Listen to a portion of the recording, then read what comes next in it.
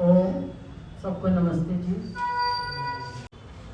एक अलग ही विषय पे मैं बोलना चाह रही हूँ।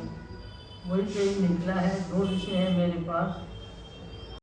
एक तो अभी जैसे पंडित जी के मंत्र से निकल रहा था कि ईश्वर कब कैसे कितना किसको देता है। हम रोज हवन के 8 मंत्रों में ये मंत्र बोलते हैं, ओम प्रजापति नत्व देता। इसकी जब व्याख्या की है स्वामी दयानंद जी ने, तो उसमें उन्होंने यही दिया है कि ईश्वर हमारी सारी कामनाएं जिस कामना वाले होके हम ये यज्ञ करें या जो भी कामना करें प्रभु वो हमारी पूर्ण हो। इस मंत्र के उत्तरार्ध में ये जो अर्थ आता है कि हमारी सब कामनाएं पूर्ण हो, तब हम हवन कर रहे हैं या आहुतियाँ दे रहे हैं, तो उसका भाव बड़ा अलग सा है। इसमें हमने समझा है कि ईश्वर आप तो सर्वोपरि हैं। जिस पदार्थ की कामना वाले होके हम लोग आपका आश्रय लें, वांछा करें, वह हमारी इच्छा पूर्ण हो। तो क्या रोज जो हम यज्ञ करते हैं या ये मंत्र बोलते हैं, तो हमने कभी सोचा कि हमारी सारी इच्छाएं पूरी हो गई या हो सकती हैं? तो मैं इसी तरह से एक बार ये स्वाध्याय कर रही थी कि इस प्रश्न का ये एक बार क्या नाम उनका, सत्यजीत जी का प्रवचन मैं उस पर यूट्यूब पे सुन रही थी। तो एक सज्जन ने इसी विषय पर प्रश्न उठाया कि हमारी वह कामना सिद्ध हो। तो स्वामी जी ने बड़ा सुंदर उसका कर्म फल पर उत्तर दिया। उन्होंने कहा कि कर्म फल महिमा को कि दूसरे भाग में बहुत सुंदर उत्तर दिया कि या तो मंत्र गलत है या प्रार्थना करने वाले को इस चीज की समझ नहीं आ रही, लेकिन दोनों ही अपने अपने स्थान पर सत्य हैं। स्वामी जी ने एक उदाहरण देकर के इस चीज को बताया, खोला कि एक व्यक्ति ने अपने बच्चों को जो अपनी कक्षा में 3-4 बच्चे हैं उसके 15 साल का, 10 साल का, 8 साल का, ऐसे उत्तीर्ण होने पर उन सबको वो दिया उसने इनाम। बड़े वाले को 500 दिए, दूसरे को 300, ऐसे 400, 200, और ये सब दे करके अब सब बच्चे उस पुरस्कार को पाके आनंद उठाना चाहते हैं कि हमें इनाम मिला है। पिता ने एक शर्त रखी, सबको मेले में ले गए और जिसको जितना इनाम मिला था उसको उसके अनुसार उस लिमिट में खर्च करना था।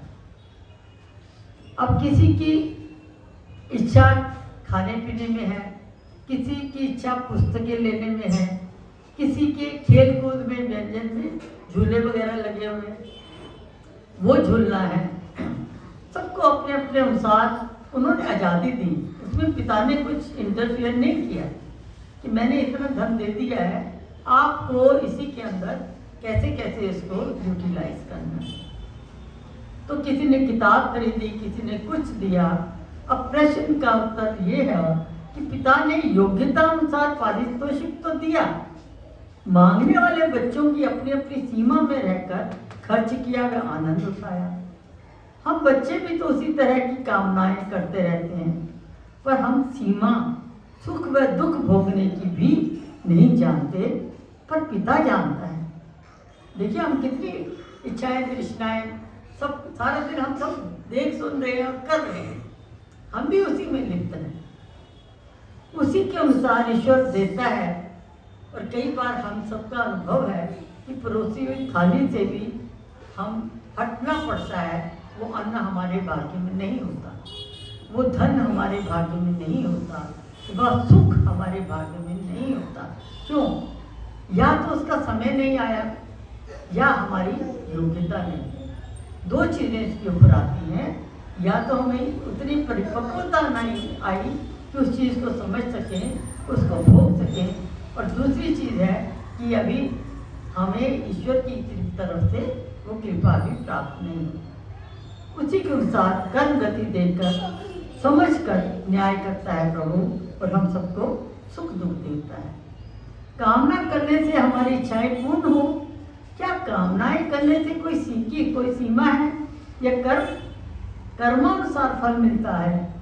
तो पिता ने सबको कर्मों के अनुसार फल देना है। इच्छा के अनुसार होता तो अन्याय हो जाता। क्यों? अभी मैंने परीक्षा नहीं दी या अच्छे स्वाध्याय नहीं किया तो परीक्षा में मुझे पता है कि मैं फेल हो रही हूँ। अब कामना करते रहे, मंदिरों में पेड़े चढ़ाए, भगवान जी अब सब आपके हाथ में है, आप हमारी इच्छाएं कामनाएं पूरी करते हैं। क्या कभी ऐसे हो सकता है? नहीं हो सकता।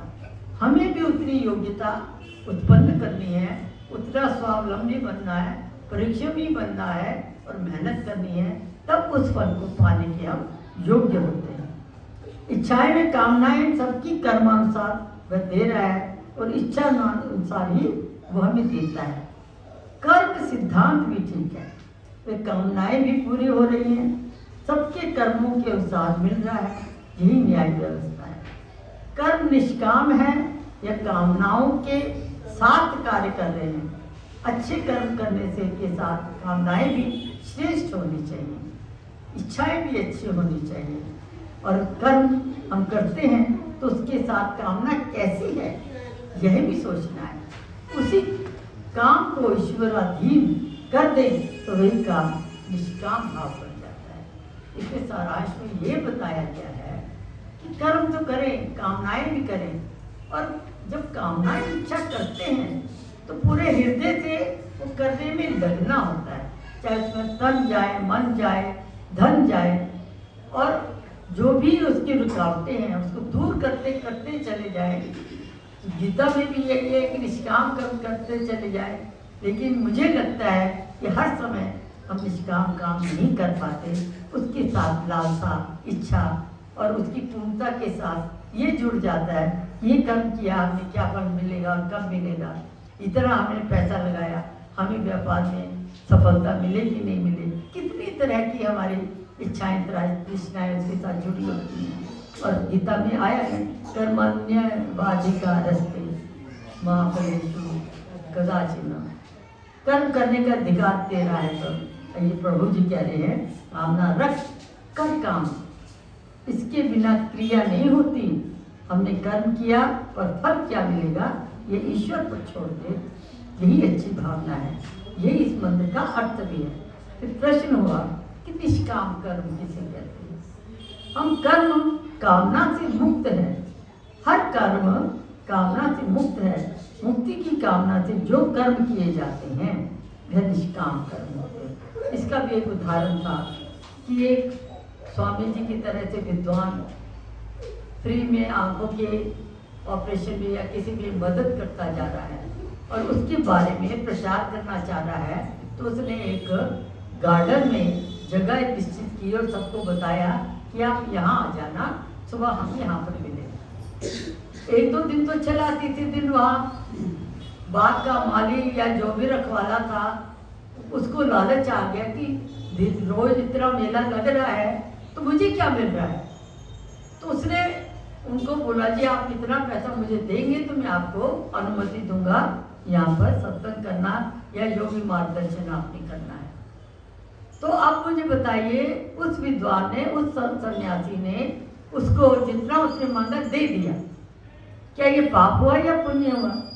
आप लोग क्या सोचते हैं?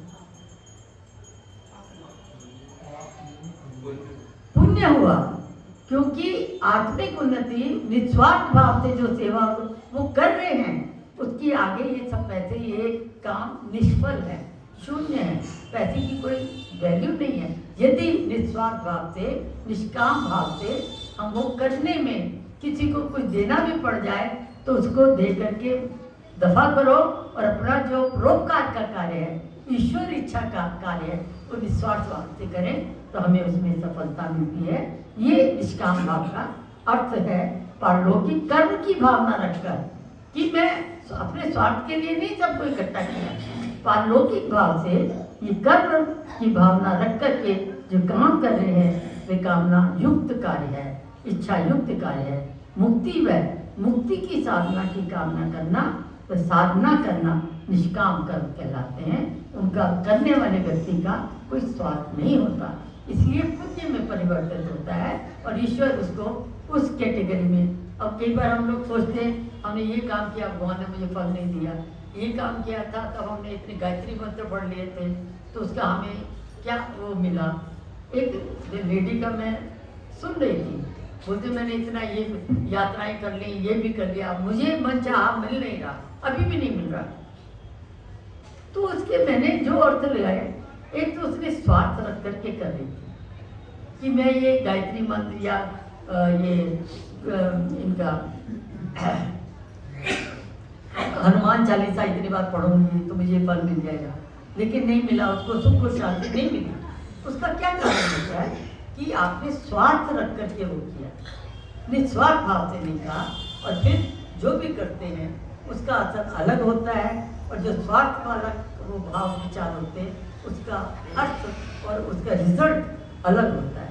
और हमें सब ने आर्यों को, हम सब आर्य बैठे हैं, हम सब आर्यों को निस्वार्थ भाव से काम करने की प्रेरणा लेनी है और करते रहना है, वैसे ही जीना है, और यथाशक्ति अपने परिवार समाज में ये भाव पैदा करें कि सबकी उन्नति हो, सबका भला हो, और ईश्वर की घर देर है अंधेर है ये अलग विषय है, लेकिन देख वो रहा है। मैंने एक जगह ये भी पढ़ा सत्यजीत की उसमें कि जो भी हम डेली भी यज्ञ करते हैं, क्या ये सोच करके करते हैं कि भगवान जी आज का दिन मेरा ऐसे कर देंगे, आज मैंने ये सोचा हुआ था कर देंगे, नहीं। उसका उन्होंने उत्तर ये दिया था कि दैनिक यज्ञ भी जो फल देते हैं वो उसका भी काउंट अलग होता जाता है। समय आने पर, परिस्थिति अनुकूल होने पर उसका भी फल हमें मिलता है। ईश्वर सर्वदृष्टा, सब देख रहा है आपके अंदर के भावों से, वो कहीं वो छिपा हुआ नहीं है कि आप यहाँ झूठ बोल रहे हैं, बाहर जाके ऐसे बोलेंगे, उससे कुछ छुपा हुआ नहीं है। इसलिए हमेशा सचेत रहें, सावधान रहें और नियमित रूप से स्वाध्याय चिंतन मनन करते हुए वेदों के अनुसार जिए और जीने का प्रेरणा देते रहे। यही शब्द में बोल करके वाणी को विराम दूंगी। आशा है मैंने छोटे से थोड़े से शब्द आपको बताइए।